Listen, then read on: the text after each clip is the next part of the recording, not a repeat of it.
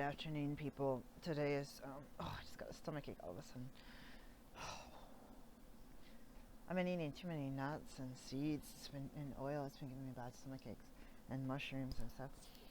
Today is 9/11, and I had to do some search to seek some news about September 11th, 2001. I honor those people who lost their lives for whatever reason, and those people affected by the people that were survivors and loved ones, and the survivors that actually fled, or just the whole, nation, especially, and the people in New York that were there at the time that had to deal with just that chaos and the uncertainty of what's going on. So I'll probably make 2 videos and see if I can memorize this one to be a September 11th honor video. There's a book by Karen Kingsbury, and I don't really read her stuff anymore, but I was reading her stories, and my shirt, it's like the same color as my skin here. I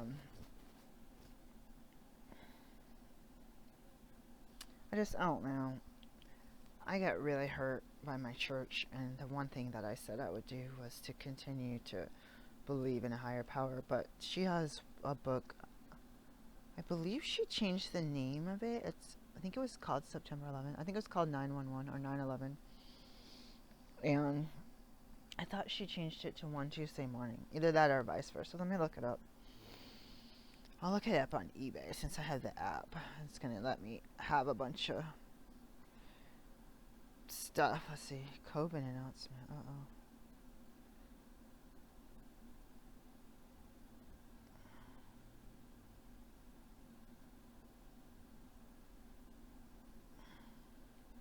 Ooh.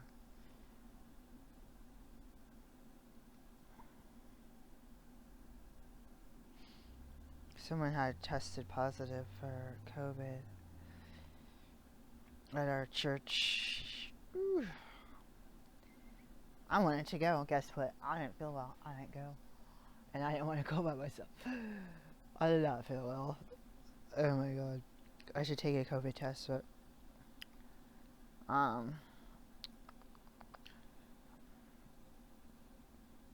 that's happened before at church, where there was people really involved in activities. I call it church. My partner is raised there. She does not call it church. She calls it meeting. And let me do this. I'll just say Karen Kingsbury. So back to this 9/11. So now I want to add another honoring of probably getting searched a lot, right? I'm going to start crying just thinking about this book. The people that passed away from COVID-19, and the people that don't believe in it, the people that don't want to get tested, don't want to get their vaccination, people that know the statistics of people having a flu or another viral illness and dying on a yearly basis compared to the number of COVID-19 coronavirus. So the difference is there's a whole bunch of people with a cold and a flu that can have some sort of immunity, whether it was the vaccination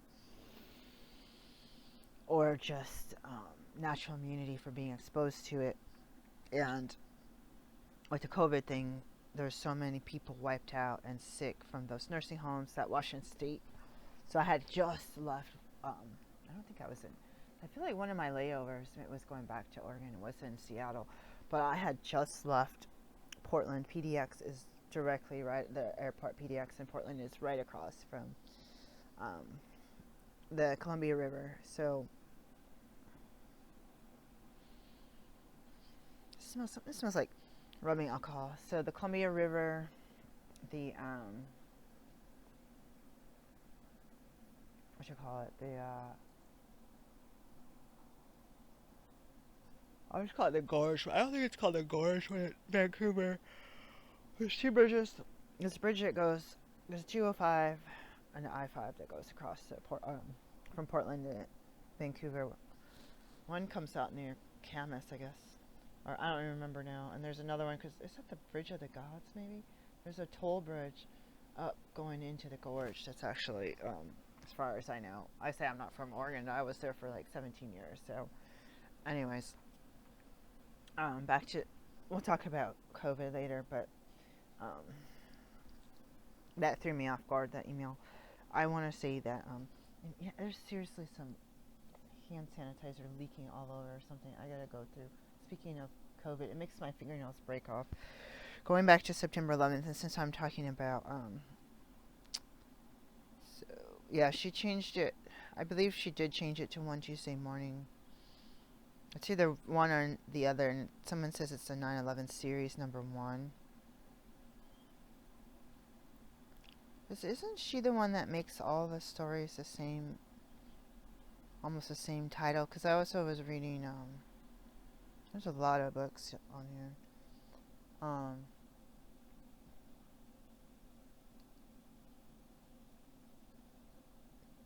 What is the other author? Oh my gosh. Lori Wick, I was reading.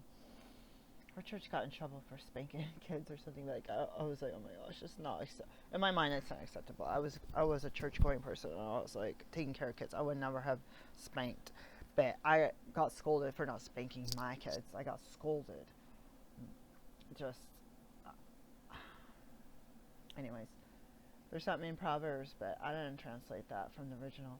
I'm pointing over here. I have a Lori Wick book somewhere over here. Anyways, September 11th, 2001, I had a child. I had 2 children. One just turned 2, and one was around 5 months at the time. And I had about a year or so prior to that, my ex-husband sold my house to his buddy for $5,000. Five buildings, or yeah, 5 outbuildings, or whatever, 5 buildings including a house. I would say the house was about, I want to say it was 1,000 square foot. It was technically like a 2-bedroom. So the middle room didn't really have a hallway. It was a 2-bedroom, huge front room, pretty big kitchen. So it had to have been 1,000. I want to say it was pretty much the size of this apartment, to tell you the truth. This apartment is long. It's not usable because of the walls, though.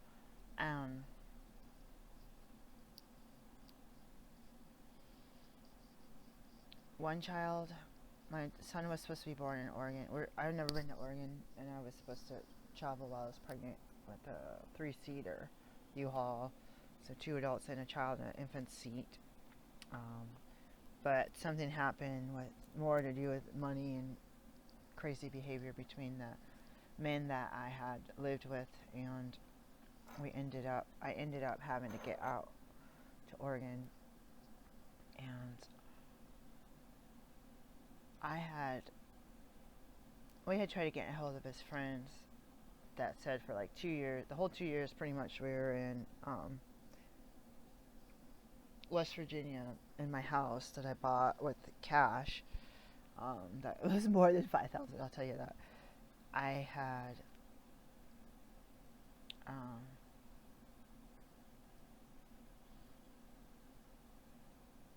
I guess we had heard from his buddy Eric, who said, hey, come out to Portland, there's diversity, there's jobs, we can set you up in our apartment for a few days while you get some kind of stuff together. You get out here with your family and get out, get this ball on the road. So we were going to sell the house because my dad had stated that he was going to come help us with the house and fix it up, and he didn't for 2 years. And if we would have had the money, we could have done it ourselves, but we didn't have the money. My ex was getting the tools for holidays for my dad, so we barely able to start putting together shelves inside the 1 bedroom. And I had been reading what is that, Mad magazine? I was reading that. I think we had a subscription to Mad magazine, and I had been reading that, and I believe it was based out of New York. And when I was going to go to Portland, because we ended up having my son there, and not in Portland, in Michigan. So we didn't make it to Portland when I wanted to, and there's some timeline of events that I cannot remember. But I went and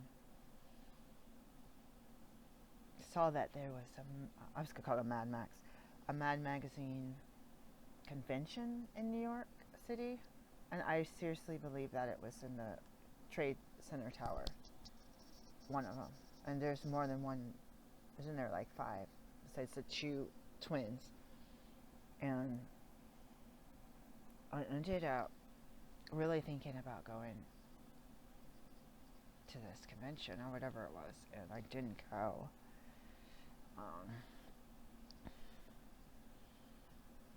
And I had my ex, because of the toxicity of the household we were in, I had my ex just basically just quit his job, and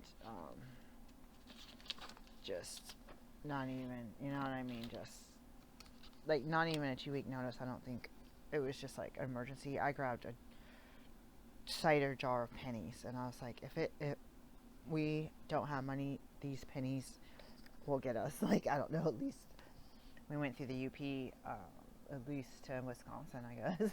Like, oh my God. But it was crazy. It was so demonic, that household with that relative. And so we had come out and couldn't get a place to stay, and ended up in the woods. It got cold. We had parakeets who had babies, and we came to our friends, and they wouldn't take the birds. I think they are the ones who gave us the birds. They didn't want the birds. They said, stay at your friends.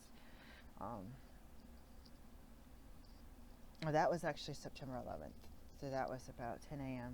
Pacific time. I'm going to say it was 9 or 10 a.m. Pacific time, because we had to drive in from government camp while we were staying in a tent. I wonder what happened to that tent, guys. And we ended up not being able to stay with our first friends who told us we could stay with them. And that's why we didn't stay with them in the first place, too. Because one of their parents were there, and a set of parents were there. And they were super religious, and we weren't. Like, I didn't really drink, but the guys, the couple, wanted to drink and smoke and stuff. So we basically sat outside a pub with the kids on a picnic table and caught up, because we hadn't seen them in a couple years, and they were able to kind of smoke and let loose for a few minutes without the parents. And they're like, sorry man, we can't do anything. We can't let you stay here with these people in this small apartment, but when they leave in a few days, we'll talk to us, but you guys can maybe go to this other person's house. And I think I had a little cell phone. I'm not sure if I did or not. I don't think I had my cell phone anymore, by the way. I don't think we had any kind of phone. So we drove out of government camp because it was getting too cold and the animals were getting too close to the babies, dropping these giant pine cones close to my son, who was in a carrier. And I thought this could kill him. It was like, I don't know, 80 feet up in the air. These squirrels were dropping stuff closer and closer to camp each day. We get into government camp, get to the payphone, get the car hood open, and my husband at the time said, there's something wrong with the car engine. I didn't want to let you know, and I didn't want to tinker around with it, because we were out in the middle of the woods. We were not at a pay camping spot. We were out in the middle of nowhere in a 91 Ford Tempo. It's a 10-year-old car, and with 2 kids and 2 animals, 2 tropical birds. And he pulls over to tinker with the car, because now we're kind of in a civilization.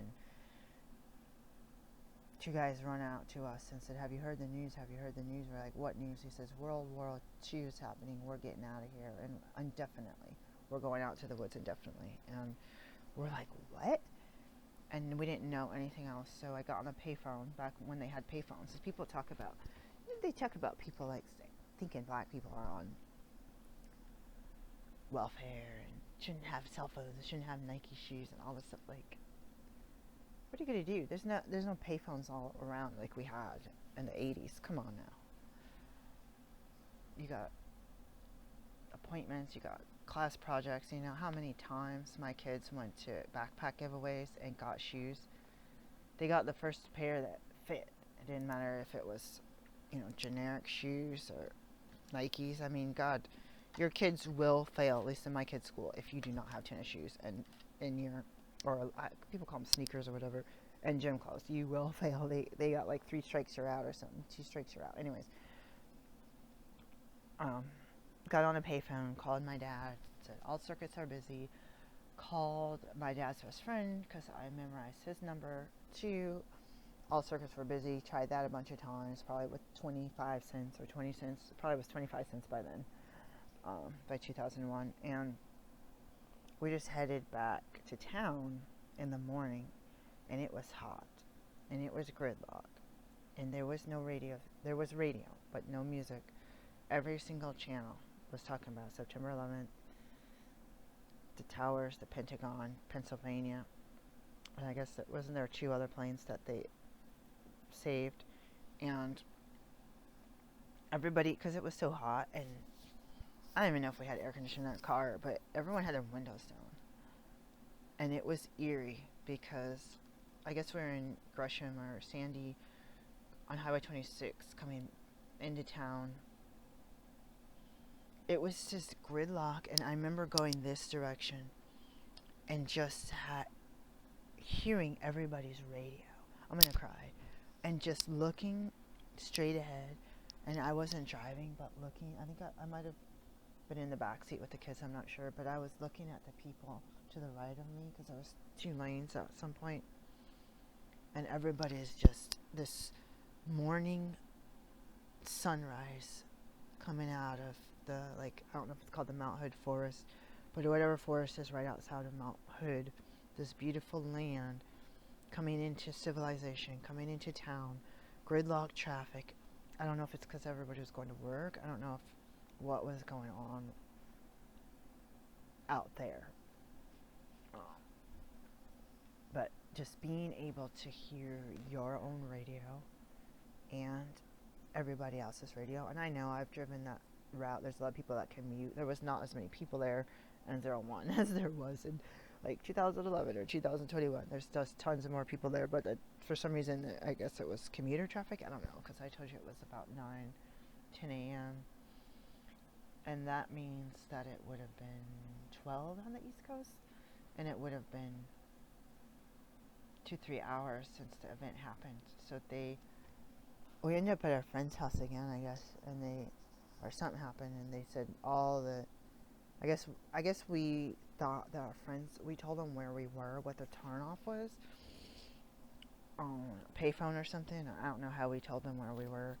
Again, no cell phones and no communication, and we were expecting them to show up at our campsite to just hang with us, and they didn't come. So we went back, and I guess we thought that parents would have been gone that day or whatever, or the next day that we could figure out something to do, but they're like, all flights are grounded. Parents aren't going anywhere. It was a quiet sky, there's no airplanes. I don't know, but there's probably military airplanes, but and to think it, my son was born, and for my story, I was thinking about my uncle, who was in a suburb in outside of DC, and working in DC, and that ended up where before or after that day he stated, why are you moving so far away? Why don't you move somewhere closer? So again, I'm not sure if that was I feel like there was some conversation before I went to Portland, and I thought, we just drove there in this old car in 3 days. We only stopped once to probably stopped to get gas, but to spend the night in Montana. And I said to myself, why don't I stay closer to DC and Michigan? To my other relatives are in Ohio. I said, I could have gone to New York and tried New York out, And especially thinking of the amount of money we have, I thought we could have. We ended up with more than the coins, because there was some kind of deal made between my ex and my dad. Those guys were always making some kind of deal behind my back that usually didn't benefit me, but hey, I'm here and I'm alive. So I had seriously considered going to that city, New York City, or to the World Trade Center, to that event, which I'm pretty sure was the same time, because when we were getting our stuff ready to leave in that little car, we ended up getting to Oregon in 3 days, and then camping for 2 days. So it was about 5 days. We left about 5 days prior to that, and it would have not been anything to have driven to New York. It would have been faster, first of all, but New York City specifically. So I have looked over and over the years, over and over, for a convention in World Trade Center, Mad Magazine convention, or I don't know. Did they have cosplay back then? I don't know what it was. But again, having that magazine and seeing the ad, I was super intrigued, and I really wanted to go. So we ended up at a friend. I actually knew this guy in college, and he didn't remember me. That's how I knew all these people from East Lansing, Michigan, that were in Portland, Oregon. This guy didn't remember me, but I ended up, do I have a class right now? If I do, I must have missed it. It's I'm pretty sure I double booked my classes. Oh my gosh. Now, if I had another class, I would have missed it, because it would have been started at 2. Or 3, sorry. Why is there a magazine under my door? Did somebody just deliver my mail like that? It's weird.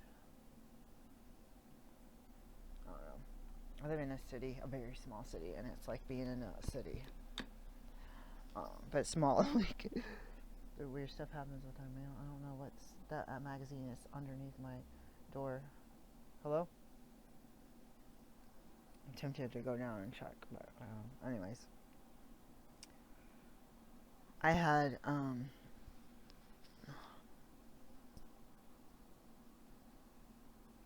my uncle, I believe, I don't know, I think he was working for the Pentagon. It's hard to remember. That's why I need to keep better notes, because when you're younger and it just happened, you kind of memorize it, and then it starts to fade. So he was working with the government in D.C., and my cousin, his daughter, was working with the government in the D.C. area, all for the government. So it was a mass evacuation. I don't know the details on that, but it was definitely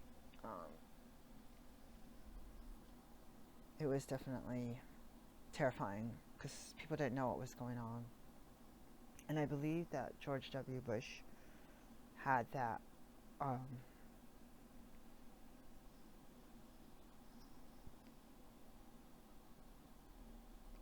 he was being filmed inside a classroom with a bunch of kids, and someone's like, pss, pss, pss, pss, and he's like, oh. And that's like the classic thing. So we went to these people's house. Everyone's kind of like peace, love, hippie kind of. They did have a nice big TV. I guess they didn't have these big flat screen ones back then, but it was a big TV, and we sat. I feel like, why do I feel like, was it the TV or was it the computer? I feel like they rearranged the furniture, and we were watching the TV for hours, and they weren't nobody was really big TV watchers. I guess we kind of were, but not as much as before and after that period of my life when everything was peace, love, hippie-ish. And I was homesteading and having babies and making things from scratch. I was not offensively using the word boho. I was the queen of boho most of my life. I came out that way in the 1970s. That's how I came out, like a hippie person, straight up. Did not need any guidance with that. I didn't look at it as a fashion. I looked at it as, this is my style. I didn't look at it as the fall fashion, dressed in these kind of bell bottoms. I was just anyways. So that's the type of person I was, and our friend just finally we need to turn this stuff off. It's negative. It was just basically the tower, the plane crashing, and then the second one, and the building falling. It was people keep repeating that and talking. And respect goes out to the people of the Pentagon, because that was destroyed, or part of it was demolished, and the people on the plane, and the people in Pennsylvania, which someone is struggling with them. I don't even know where that one was going, maybe the White House. And that one was detoured, but still crashed in Pennsylvania in a field. I'm pretty sure everybody died. That's devastating. That's devastating. That's devastating. Like, you want to carry your, think about this, if you can't carry as much liquid as you want on an airplane, and how it's now back up to, what, 3.2 ounces, and you have the little shampoo bottles from the hotel that you salvage, or little bottles you had from the department store for traveling with your shampoo and conditioner. And to think about all the changes that happened with the airports after September 11th. This is because it's an inconvenience, but it's because the safety issues with explosives. And I got somebody confiscate. I had this multi-tool. It was basically like a screwdriver, like a square with and it had a very small serrated like corner or something on it, and they confiscated it, saying I can't have a serrated edge on an airplane. Like, I can take knitting needles, I can take scissors, I can take my crochet hook, I don't even know, clippers, and other objects that have like stuff. I'm not gonna do anything. It's like, I forgot to take it out of my purse. It was my daughter's, and I was like, oh my god, I have to spend the $36 to ship it to my house. Like, one of my relatives worked for the government and was working in the government, and then had to go do some work in the airport, and went into the airport, put the toolbox down, and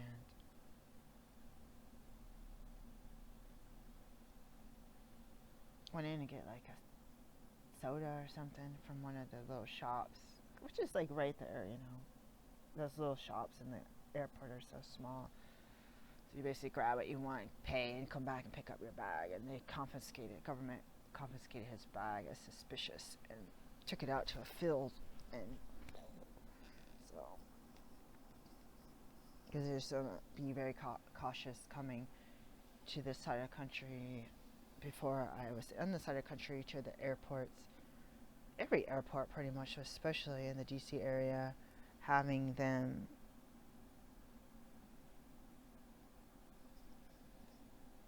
I'm going to cry for many reasons, having them not be able to stop or stand, like park your car for a second at the drop off. Like, maybe you could do it for like that fast, but you can't stay there longer, because they will come and get you, like give you a ticket or whatever. And so that was weird, when saying bye to our relatives, getting back on an airplane, and having to literally barely say goodbye. Like, okay, we're out of here. Just get the suitcases and go. Like, there's nobody walking you in or giving you a hug outside. Maybe you can get away with that, but it felt really uncomfortable, especially right outside of DC. So we were homeless. We had money in a check written to my maiden name, which I told the bank over and over not to use my maiden name, and they did. They also had given us counterfeit money that we had to get rid of. Or you lose money when a bank itself it was a credit union, gives you counterfeit money. You lose money and you don't have any proof that they did it. And I knew that they did. Something suspicious was happening, because they were giving me this funny look, and they had two people counting the money, and one was staring me down, and I was trying to watch them. Ooh, and I know what they were doing. They were trying to get eye contact with me, so I didn't see that the bills were fake. So we ran out of money. I couldn't get a check cash. I couldn't get a bank account. Usually you can go get a bank account, be a new bank, and sign up. Use that deposit because everybody moves, right? Use that deposit at that bank to start your account. It was like a $5,000 check or something, and nobody would cash it. Nobody would even give me the bank account. I mean, they could have easily sat down and called the other bank and say, yeah, we just issued that check or money order. I think it was a cashier's check. And the problem they try to say is because it doesn't match with my name on my license. And I had all of my paperwork, my marriage license, and all that stuff with me.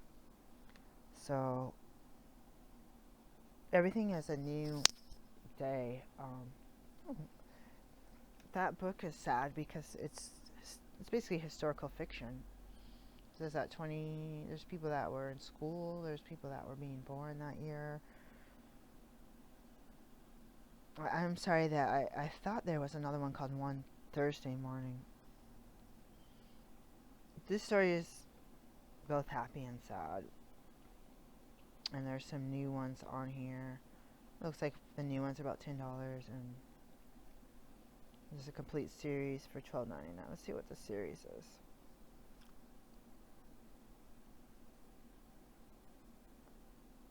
One Tuesday morning, Beyond Tuesday morning, and every now and then. Somebody recommended I start with that book when they found out I liked the Lori Wick books. My grades went up when I read these love stories and these real life kind of, again, historical fiction, whether it's modern or not modern. My grades had gone up in school, so I became addicted to these type of Christian novels, because of some of them were short stories, because of wondering what endorphins or what was causing my brain to be hopeful. And the characters are mainly white. The main characters are mainly white women and white men or whatever, but it also took me out of like my black skin when I'm reading them, because the authors were making it that I would kind of feel like I was the character.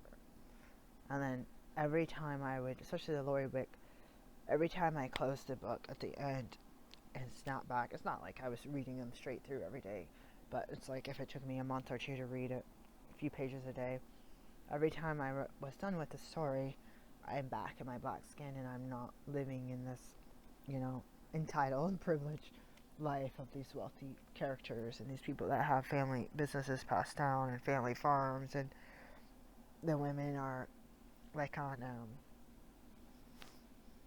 Pride and Prejudice, when the parents are spending like all their energy trying to get their girls married off and trying to get them all proper and get invited to the best balls so that they can meet the best men, and they're not super wealthy, but they're wealthy enough to have a nice house and some land and servants and whatever money, and hoping that they can get their daughters married off. So it's like reading those kind of old stories is hard for me, because my relatives were enslaved people and they still procreated, and unfortunately a lot of it is potentially not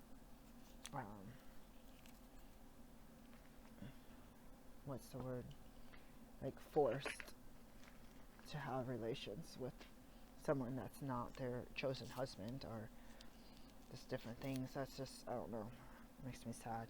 But I'm here. My relatives survived that event, and so many people, thousands of people, did not. So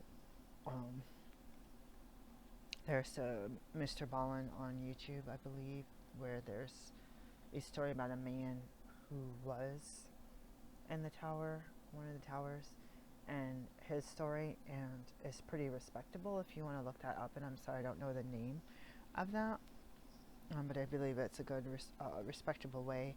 And it's just hard because so many firefighters and stuff would have and everybody would have all that dust and asbestos and stuff in their lungs and get sick. I'm gonna cry, guys. When you read Julia and Julia, or I don't even know if that's a book. When you watch the movie Julia and Julia, so spoiler alert, is based on that. Let people skip ahead a few seconds. It's based on the September 11th insurance, like, needs, and why is it taking so long and all this stuff. So I didn't end up in New York. I still haven't figured out if there was an event there. One way or another, me and my kids and family didn't go. it was just very shocking. So to think my child was born a few months earlier, I was dirt poor, didn't have a healthcare provider, was feeling like I was having complications. I had to do what I had to do. And then to become homeless, living in the woods until we couldn't do it anymore, living in the car and living in the woods, and then not being able to get a hotel. And then basically, from that night forward, we slept on somebody's floor for a few days. I mean, a few weeks until they said, oh, they met somebody, and these people said that there's an apartment open. I don't know why my eyelashes have been like shedding this past week. So sorry, it's really bothering me. So again, um, to honor those people affected by the September 11th, including people like me that it wasn't really affecting me, even though I want to cry about it. I feel really bad because I had my own disaster kind of thing during that time where I was um, dealing with not being able to use this check. And if that was the only thing, like if I didn't have my relative to put that check in the mail and send it to him and have it deposited and then set me up somehow so that I could retrieve the money from an ATM, which that cost a ton of money to use a foreign ATM. So we lost like probably hundreds of dollars just trying to use the ATM every day because, you know, when I had my house, I could hand wash and machine wash the diapers, hang them up on the line, and put the kids on pads. And it's hard when you get bigger and you don't have the waterproof pads. I only had the cotton inserts of the diapers. I was flat broke. I had what people bought us or gave us. They didn't buy us. It was like a lot of used stuff. Or I had some fabric and some quilt batting that I had bought from Walmart. So it was really hard to be homeless, to live in your car or to sleep on someone's floor and then have to be able to actually buy diapers. And I wasn't doing baby food or formula, or else I don't know. I never heard of a food pantry. I had never heard of Medicaid. I barely heard of food stamps because my dad told me that, but we didn't have them. We should have had them because I was so malnourished. My teeth were rotting in the back because I was pregnant and nursing. So I didn't dismiss the fact that a lot of people died and that we watched it on the TV until our friend was like, enough is enough. We can't just sit here and rewatch this all, hours and hours, days and days. And thinking about the news after that, when they say people aren't going out as much, people are scared, they're spending more time with families, all the craft stores start selling tons and tons of stuff. People are trying to do game night and craftings and sit at home, I guess, in front of the TV in the living room as a family. That's what I did when I was a kid, was sit at home doing crafts in front of the TV. I'd sit on the floor and watch TV, or read books and watch TV with my family, or do homework, all those things, all the above. Because my parents were, despite it being a toxic family, they were really big on that family time. I don't know if it's my dad. They're really big on it, kind of semi-formal dinners every single night, which was hard when your mom is doing all that and your mom is also working full-time plus other jobs. That's really hard on a person, gosh. So there's some things, take it with a grain of salt there. I don't have much else to say about this tragedy and the Middle East stuff that we all talk about, with the Bush and Osama bin Laden and all these things that we had watched a video from the Seventh-day Adventist. Someone had given me it doesn't have any label on it, and it was a conspiracy theory, and it supposedly had all these. So I'm not trying to discount anything, but it supposedly had like these people knew something was up, and they were instructed not to go to work or not to fly that day. I cannot tell you if that's true or not. I mean, I don't want to say it doesn't matter, but people were hurt, people were injured, people died, people's whole entire lives and families, and everything is destroyed. If you watch My Great Challenge, Sophia, I think she was living in New York with her husband, and they end up saying, let's get out to New Jersey. Like, I believe that's what she said on one of her earlier videos, because it was just so traumatic for the people to deal with that. And I had been to Manhattan, and I think, did I go in the Trade Center? I went in the Trump Tower. I don't even know if I went in the Trade Center. We went in the Trump Tower, I know. We went to, what's the other one? Empire State, is that there? I don't even know. Again, I should have written this down, but we definitely went to Manhattan as a family. I remember going to Wall Street and all these different things. So I'm going to make a part 2, because I just wanted to honor the people and think about what's going on with my life, and to continue to kind of have a memorial. Every time I think about it, I want to cry. A memorial for the people affected, because it is September 11th, and they did a little bit during, what's it, 2021. They did a little bit of the 20-year anniversary, and so I would see it on the headlines, and I had to actually search this time. So the last thing I want to say was that there was a news article about a doctor that had annual membership meeting tonight. What the heck is this?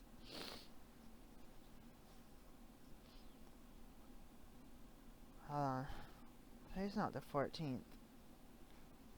This says membership meeting tonight, and it says the 14th on it. Anyways, I don't know what's up with that. Hold on.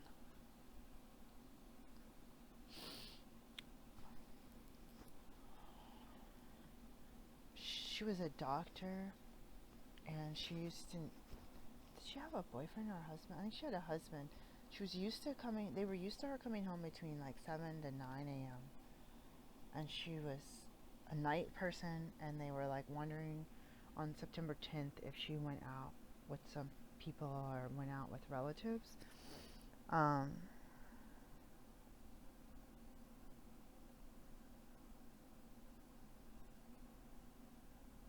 Was sent by the U.S. General Service Administration.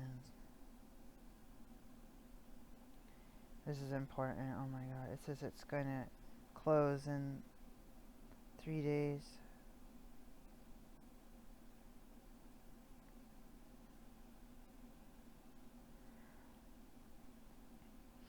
This is my address in Oregon. Why don't I have this address? That's so weird. I gotta figure something. I gotta change it to this address. I don't know why. Because the paperwork I sent was not adequate. Anyways, she disappeared. She's never been found. Nobody, I think her mom got a text on the 10th or around the 10th saying that she was thinking of going to a restaurant in the towers. That wasn't really typical of something that she would do, but she kept going. Her and her husband lived like a half a mile, so they always frequently passed the Twin Towers. And I believe that when she talked to her mom, or somebody traced her at being at some kind of store on the 10th, getting linens and bathroom products or something, like sheets, bed sheets and stuff. Because my mind was imagining this lady, like, why isn't she getting ready for work? Like, sounds like she's a partier. I don't understand, like, does she work nights and get off, and or work the swing shift and get off and hang out with her, like the 3 to 10 shift, and go hang out with her cousins and go to bars? Like, it sounded like they speculate she could have been going to bars, or she could have been walking past the Twin Towers and gone in to help people. But in my mind, I'm imagining her shopping for all this bathroom stuff, like household stuff, and then trying to carry all that into a nice restaurant inside of this building. Like, I don't know. They wanted to get her on a list so that they could get the insurance, and people wonder if she was murdered, or they never recovered her body. So that was a weird story. Today's the first time I heard of it. What I looked at, there was very little to do with that. The next video I want to make, I might not have time because it's getting late. I want to make it on finances. Before I jump, because it's going from tragedy to my life, my own tragedies, which I didn't want to ignore or neglect the feelings of others I was actually thinking that there would be more of a war on our U.S. soil, and so I was really scared because I had actually started a fiction story, a short story. I'd written the whole story, pretty much, and it had to do with some sort of tragedy similar to what happened, but it was more futuristic with people living in space shuttles, like kind of like experiments with families and stuff. So I had this super detailed story that had broke out in a war, and I had tore it up and threw it in the trash a few weeks, couple months prior to September 11th. So, and there was like hideouts, and there was these different scenarios where the people got stuck, and the communications were down and stuff like that. So it kind of reminds me of the net a little bit, combined with tragedy like this. So there's only a couple people. Whatever war was carried on or continued on in the Middle East, there was too many people that were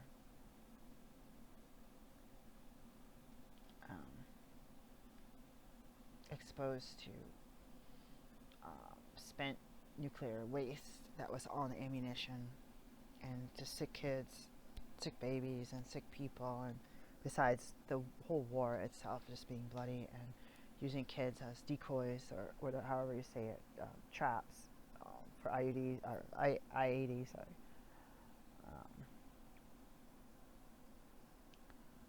sorry, IEDs. What is it? Improvised explosive device. I knew somebody. So blessings to this person. Something told me in my heart that I would see this friend again. I had a friend who was in Afghanistan, and I think at least one assignment for, I believe, the Army, maybe more than once. Once is enough, and their vehicle was destroyed by an IED, and some people, including a pastor, was killed, and he had shrapnel on his knees, wounds, scars, I should say. And this person was very, very tall and hypervigilant. It was a very quick friendship. It's something in my heart said I would see this person again. I was obsessed with the companionship, and I was really interested in his story. And I personally think that anyone who wants to share the story should have the ability to have ears wide open and have somebody listen if they're willing to talk, and to really be there to hear how it's affecting you, or how, whatever they want to say. And I feel honored that this person did that as a veteran, as now a current veteran, and I feel heartbroken, and just, my dad's a war veteran, and I believe he had a Purple Heart, and the house got destroyed, so I don't even know if he maintain his Purple Heart, which I believe I saw him once. I feel like he had more than one Purple Heart, to tell you the truth, but that wasn't something talked about. So what happens when there's something happening, protection, stuff going on, if we like military, don't like military, like government, don't like government, what's really going on is protecting us. What's really going on with the Ukraine, all this stuff. You think about people devastated, you think about people trying to say it's fake. There was another attempt at World Trade Center, 10 years prior to that detonation in the basement didn't work.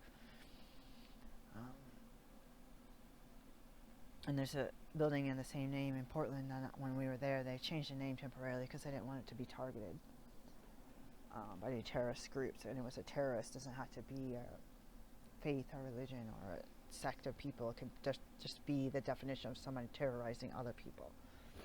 The act of the verb of being a terrorist, terrorizing other people. So like one thing leads to another, and then I get upset and say, why can't we just make a pot roast and a vegan casserole and a bowl of fruit and vegetables and just have a meeting where we get along, but I believe it's the riches and the resources. So it did feel a little bit weird for me wanting to shift and talk about resources and finances, but I'll tell you this, and I'll raise it on the next video. One thing about the resources and the finances is me and my partner have this passion to try to help others and to try to help when there's disasters and try to help. I'm going to help with people all ages, including families and babies and all this stuff, and trying to find a job where I can do that stuff and still like have the passion to want to do it but having the finances, if I had more income and I had a better business model and could actually attract the type of clients and patients that will pay me the money that I'm supposed to make at this position for my time and for my my work that I do for them and with them, I feel like it'd be easier. Like I signed up for the Maryland Response Corps. I feel like I never got called. Never once got called. And it's one of those things where you just wonder if I was actually a multi-millionaire, if I would take time to go travel and